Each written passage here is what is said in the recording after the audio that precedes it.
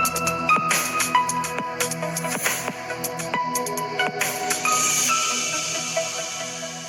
Friends, എല്ലാവർക്കും മറ്റൊരു പുതിയ വീഡിയോയിലേക്ക് സ്വാഗതം. It's me Akhil Satheesh and welcome to Akhil Satheesh world. SSLC +2 കഴിഞ്ഞ വിദ്യാർത്ഥികൾ തുടർ പഠനത്തിന് വേണ്ടിയുള്ള ഏറ്റവും പുതിയ സ്കോളർഷിപ്പുകൾ അറിയാനുള്ള വ്യഗ്രതയിൽ തന്നെയായിരിക്കും. കാരണം നിങ്ങൾക്ക് ക്ലാസ്സുകൾ തുടങ്ങാൻ പോകുന്നു, പല കോളേജ് ക്ലാസ്സുകളും തുടങ്ങി, +1 ഉടൻ തന്നെ തുടങ്ങാനും പോകുന്നു. അപ്പോൾ ഈ സമയത്ത് നിങ്ങൾ മനസ്സിലാക്കേണ്ട ഒരു കാര്യമുണ്ട്. നമ്മുടെ സ്കോളർഷിപ്പിന്റെ പീക്ക് ടൈം എന്ന് പറയുന്നത് ജൂലൈ മിഡ് ടു ഓഗസ്റ്റ് ആണ്.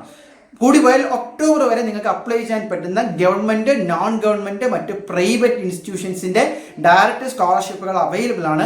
സോ ഞാനിത് ഏതൊക്കെയാണ് നമുക്ക് വളരെ പ്രധാനമായിട്ട് ഒന്ന് നോക്കാം. ഇതിന്റെയൊക്കെ ആപ്ലിക്കേഷൻ ഡേറ്റുകളും ഇനി അങ്ങോട്ട് വരുന്ന ഡീറ്റെയിൽസും എലിജിബിലിറ്റി ക്രൈറ്റീരിയയും ഒക്കെ അറിയണമെങ്കിൽ നിങ്ങളോട് ഞാൻ ആവശ്യപ്പെടുന്നത് ചാനൽ സബ്സ്ക്രൈബ് ചെയ്യുക.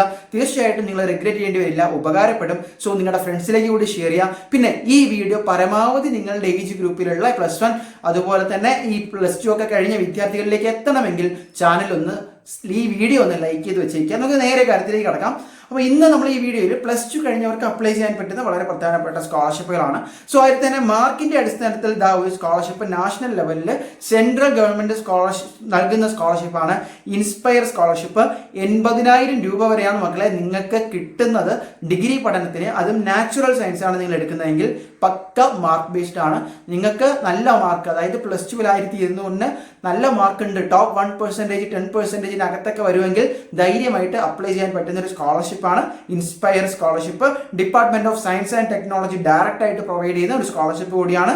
അത് നിങ്ങൾക്ക് PGക്കും കിട്ടും, UGക്ക് മാത്രമല്ല PGക്കും ചെയ്യാൻ പറ്റും.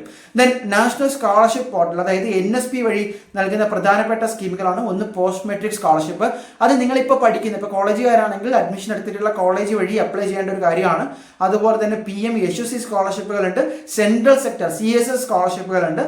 അതുകൂടാതെ PMSS, പ്രൈം മിനിസ്റ്ററിന്റെ തന്നെ ഡയറക്റ്റ് PM സ്കോളർഷിപ്പ് ഉണ്ട്. അത് പക്ഷേ എല്ലാ വിദ്യാർത്ഥികൾക്കും പറ്റില്ല. അവിടെ ഈ പറയുന്ന പോലെ കോസ്റ്റ് ഗാർഡൻ പേഴ്സണലോ സർവീസ്മെനോ അങ്ങനെ വിഡോസോ ഒരുപാട് ക്രൈറ്റീരിയാസ് വരുന്നുണ്ട്. ഇനി സ്റ്റേറ്റ് ഫണ്ടഡ് സ്കോളർഷിപ്പ് ആഫ്റ്റർ +2 പ്രധാനമായിട്ടും 15,000 രൂപ വരെ നൽകുന്ന ഹയർ സെക്കൻഡറി പഠനത്തിന് ഉപകരിക്കുന്ന പ്രൊഫസർ ജോസഫ് മുണ്ടശ്ശേരി സ്കോളർഷിപ്പാണ്. അത് വിളിക്കാൻ പോകുന്നതേ ഉള്ളൂ. അതുപോലെ തന്നെ DMS, ഡിസ്ട്രിക്ട് മെറിറ്റ് സ്കോളർഷിപ്പ്. അതും നിങ്ങൾ ഇനി അഡ്മിഷൻ എടുക്കുന്ന ആ ഒരു ഇൻസ്റ്റിറ്റ്യൂഷൻ വഴിയാണ് അതിൻ്റെ ഒരു ഫർദർ വെരിഫിക്കേഷനും അപ്ലൈ ഒക്കെ ചെയ്യുന്നത്. അതുപോലെ തന്നെ ഹിന്ദി സ്കോളർഷിപ്പ്, അതായത് നിങ്ങൾ +2 +1 ഹിന്ദി ഐച്ഛിക വിഷയമായിട്ട് എടുത്തിട്ടുണ്ട്, അതിൽ 60% കൂടുതൽ മാർക്കുള്ളവർക്ക് ഉന്നത പഠനത്തിന് വേണ്ടി 1 ടൈം സ്കോളർഷിപ്പായിട്ട് അപ്ലൈ ചെയ്യാൻ പറ്റുന്ന ഒന്നാണ്. പിന്നെ ഹിന്ദി കോർ സബ്ജക്റ്റ് ആയിട്ട് ഡിഗ്രിയിൽ എടുക്കുന്നവർക്കായിരിക്കും അതിന് മുൻഗണന എന്നുകൂടി മനസ്സിലാക്കാം. പ്രൈവറ്റ് സ്കോളർഷിപ്പുകളിലേക്ക് വന്നാൽ കോട്ടക് കനിയ സ്കോളർഷിപ്പുകളുണ്ട്, HDFC പരിവർത്തൻ ഉണ്ട്. അതുപോലെ തന്നെ നമ്മുടെ ഗവൺമെന്റിലെ AICT എഞ്ചിനീയറിംഗ് സ്റ്റുഡൻസിന് വേണ്ടിയുള്ള സ്കോളർഷിപ്പ് ഉണ്ട്. Reliance foundation up to 2 lakhs നിങ്ങൾക്ക് ഈ പറയുന്ന പോലെ ലാപ്ടോപ്പും നൽകുന്ന സ്കോളർഷിപ്പാണ് റിലയൻസ് ഫൗണ്ടേഷന്റെ UG സ്കോളർഷിപ്പ്. ഇതുപോലെ തന്നെ SBI ആശ സ്കോളർഷിപ്പ് പെൺകുട്ടികൾക്ക് വേണ്ടിയുണ്ട്. ഫെഡറൽ ബാങ്കിന്റെ സ്കോളർഷിപ്പ്, ലാപ്ടോപ്പ് ഉൾപ്പെടെ നൽകുന്ന federal scholarship, Hormis memorial scholarship ഉണ്ട്.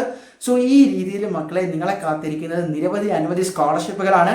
ചാനൽ സബ്സ്ക്രൈബ് ചെയ്ത് വെച്ച ഓരോന്നിന്റെയും ഡീറ്റെയിൽഡ് വീഡിയോയും ഡെഡ് ലൈനും അതിനനുസരിച്ച് നിങ്ങളുടെ മുന്നിലേക്ക് എത്തും. ചാനൽ സബ്സ്ക്രൈബ് ചെയ്ത് വെച്ചോ. All the best.